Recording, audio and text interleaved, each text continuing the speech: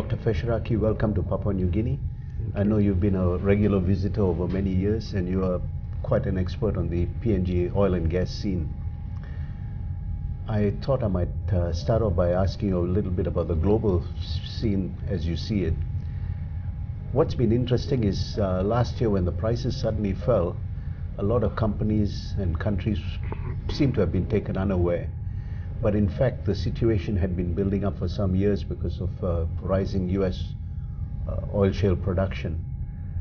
And it came to a head when OPEC decided that they were going to not curtail their production, so prices took a tumble.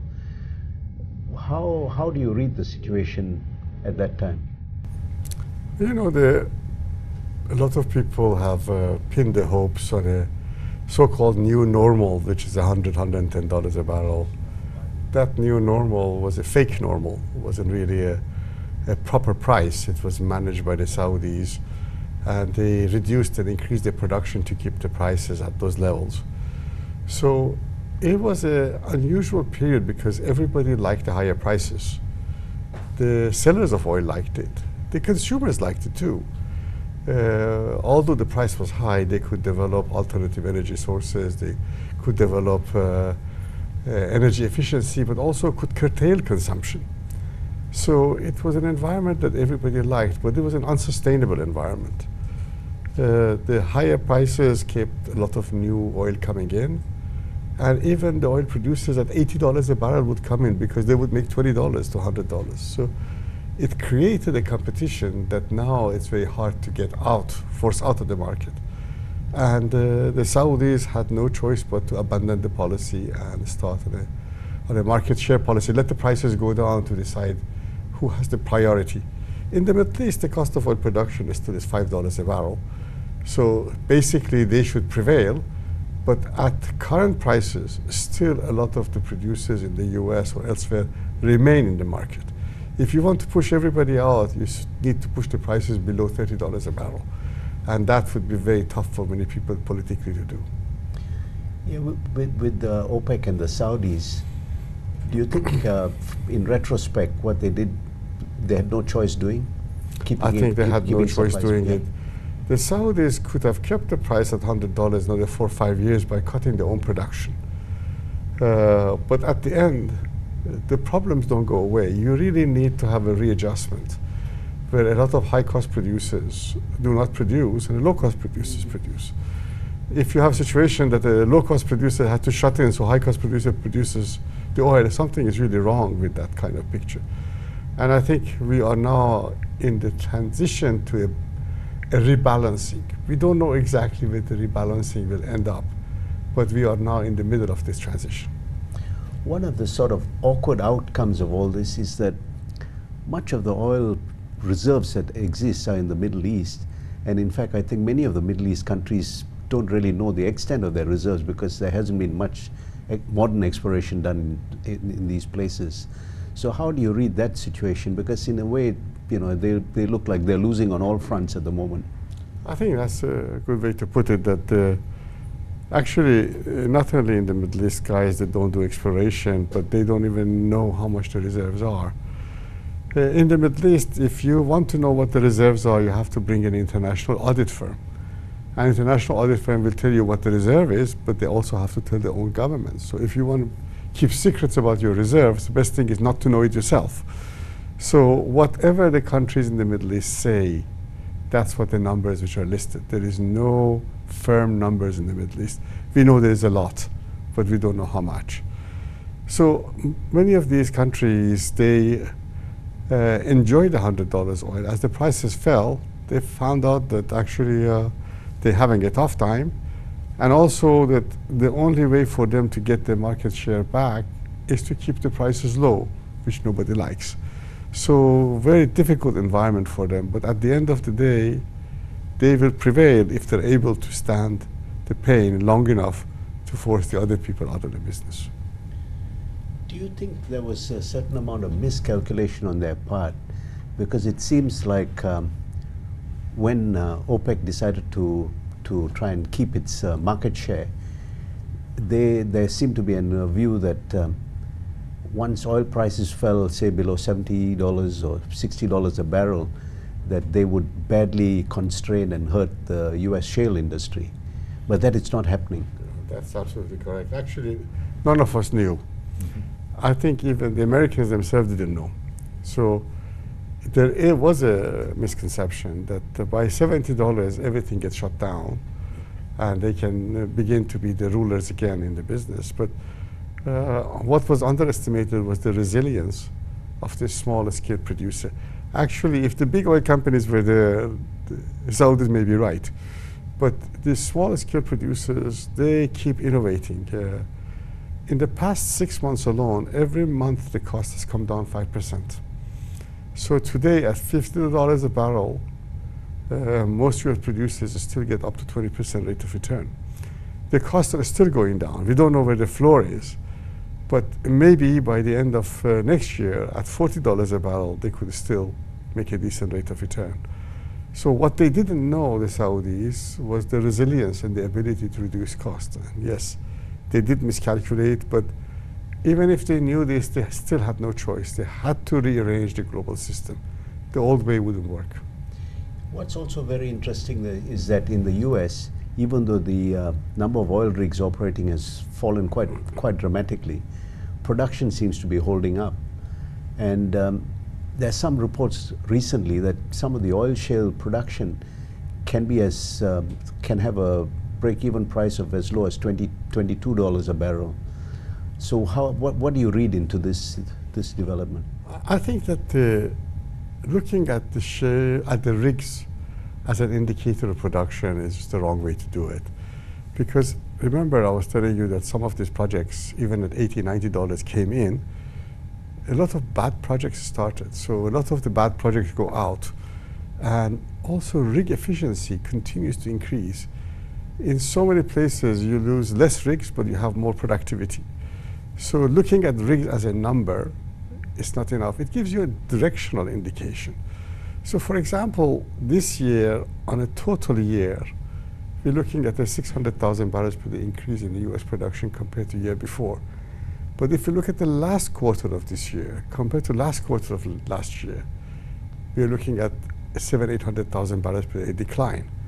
So if we look at the whole of next year would be 400,000 barrels per day less than this year. So no growth, but some decline. So these things do have an impact, but the impact is not a devastating impact to suddenly bring a collapse, which is what Saudis had expected. So it is going to be more moderate, and only the future demand will go to OPEC. But the existing production is likely to hang on for many years. 4 or 5 years ago, there was a lot of talk about peak oil. The idea that oil production would rise to a peak and then start to decline. And that partly supported the idea that oil was going to be $100 a barrel, maybe forever. But all that has changed now. So how do you read the changes? The peak oil production, peak oil story was based on decline rates, that a lot of oil would decline, and there's no new areas to be discovered. So we have to reach a maximum, and then the volumes fall, and the prices will have to go up. This is fundamentally still not wrong. But because of additional technology, you can get a lot more out of the ground than you could before. So rather than have a decline rate, many people are stabilizing production. Places like North Sea, production has fallen, but not collapsed yet. In the Middle East, decline rates have had no impact. The production is flat because of the application of new technology. So we are able to stretch things much longer and make it, give it a longer life. That is, I think, what's happened. But unconventional oil was not in our calculation. Unconventional production, which in the US now 5 million barrels per day, bigger than the total production of oil in Iraq or in Iran, all in 4 years. Yeah. This was not on the cards. And that is really has come and changed the picture very dramatically. So with these dramatic changes, what do you think are some of the implications for Papua New Guinea's oil and gas sector? Well, you know, in Papua New Guinea, like many other places, there's always a dream to go back to the $100. And so we have to abandon the dream. That dream was a fake dream. The prices will not go to that level, but somewhere in the range of $50, $60, $70, $80, that range, we have to be able to manage. Definitely means lower revenues for LNG. Some very expensive projects are harder to commission. I think still Papua New Guinea has specific advantages. But it's not going to be a sort of easy path. It is going to be a struggle. And in that struggle, participation of the private sector and the government becomes necessary, because in a time of too much supply, you need to have something special to sell. And something special to sell is your costing, but also the intervention of the government as a marketing tool, which during the time of PNG LNG was not necessary. It just sold by itself. Nowadays, if you want to do it the old way, it won't sell. You really need to have the government getting involved and getting into the government-to-government deals to be able to open the door, then let the private sector sell. In a way, it seems in retrospect that PNG LNG was very fortunate in its timing, because when the project was starting up, everyone was saying the window of opportunity would last until 2014, and that's exactly what seems to have happened. How do you read the prospects at this point in time, where gas prices have fallen also like 50%? Yes, I mean, I think that you know, gas prices, contract prices have fallen because oil prices have fallen, but next year, this time, I expect the spot prices to be 50% lower than they are today. So I expect the spot prices for LNG to be $4, maximum $5 next year. So the environment facing LNG is a tougher environment than facing oil. But it is a matter of time. You know, by 2020, I expect the oil prices to be $70, $80, and the spot prices of LNG to become closer to the contract prices. So the key is that if you want to develop LNG, you cannot develop it today. You need to make sure that it comes in at the tail end of this period of time, so that the prices are improved and the market is more friendly. So doing a quick FID is not possible. A later FIDs, yes. Making sure the project come in there somewhere in the range of 2022 to 2025 would sell much easier than if you want to bring it before 2020, which is almost impossible to sell today. That kind of begs the scenario you draw for next year, begs a question of strategy for PNG LNG project, because as you know, they've been producing well above their nameplate capacity and selling the excess production into the spot market. Next year, if the prices fall, as you say, by another 50%, would that be a wise thing to continue doing? Well, I think that ExxonMobil, as a marketer, will try to seek short-term and medium-term contracts. I don't think they would sell a lot in the spot market if the prices go down. You get yourself into 1 year, 2 year, 3 year contracts, and you get better prices. But it's a tough environment. Nobody can escape this environment. And the big issue in front of us is that would we have to have a train 3 for PNG LNG, or would we get Pyongyang into expansion of the existing trains? Of course, a new train for PNG LNG would be much cheaper than the previous trains because of the infrastructure. But at the same time, the view from the operator is that I don't have enough gas as yet proven. So the preference is to debottleneck existing projects. But whichever way you want to go, that has advantages that nobody else has. If you want to do a new project, you are facing bigger challenges because it's a totally greenfield activity. However, I think PNG, LNG, whether it's from the existing project or new project, can work. It still can work because of cost advantages, but requires extensive government involvement. You've noted in the past that PNG tends to be more gas prone rather than oil prone. Yes. How do you read that situation right now? Are we better off if we have a bit more oil, or are we well off because we have plenty of gas? I think having oil is much easier. Sure. Basically, oil is, as I mentioned in my talk, oil is like dating, gas is like getting married. When you want to get married, you need infrastructure, you need long-term commitment.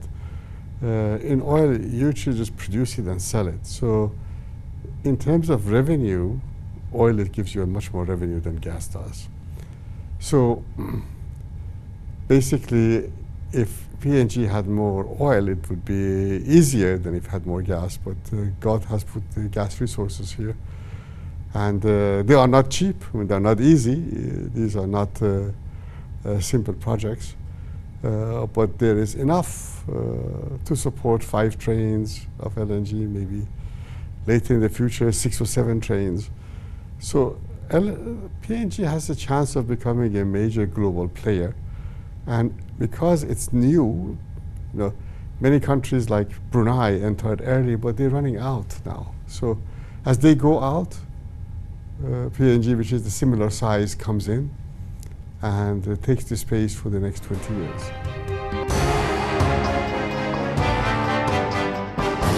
I think at the conference you did make the point about PNG's gas, and particularly that we are somewhat fortunate that there's a lot of liquids with the gas. Yes. And that gives us an advantage against some of the new Australian projects, and as you mentioned in the Canadian and US projects. How much of a benefit is condensate production from the LNG areas to the entire economics of production? Well, not all of the LNG gas has a lot, PNG gas has a lot of liquids, but certainly in Juha area there is a lot of liquids. In fact, in 1984 I was involved in the study of Juha condensate so many years ago, because condensate sells at the same price as oil, maybe minus $2. So any kind of liquids that you can extract from gas gives it a boost, economic boost. PNG doesn't have a huge amount of liquids, as much as, for example, the Guitaris or some of the projects in Australia have. But still, it's a help. And but the PNG needs a system where there are proper pipelines everywhere that you can access the resources. There are many resources all over the country and they are not well connected. So it takes time to consolidate and to make sure that all of them are put in some kind of an aggregator system where they would be all able to get together and become a big enough chunk to be able to justify exports. Yeah, you also made the point that LNG markets are pretty tight and will remain so until early in the next decade, 3 or 4 years into the next decade. In view of that, how do you read the prospects for the Papua LNG project based on El Cantillo? Yes. Actually, they are not tight, they are kind of long, so there are plenty of it available. I think that Papua LNG has a real chance to go forward. The resources are much bigger than people think. And we still don't know exactly how much, but we know it's a lot.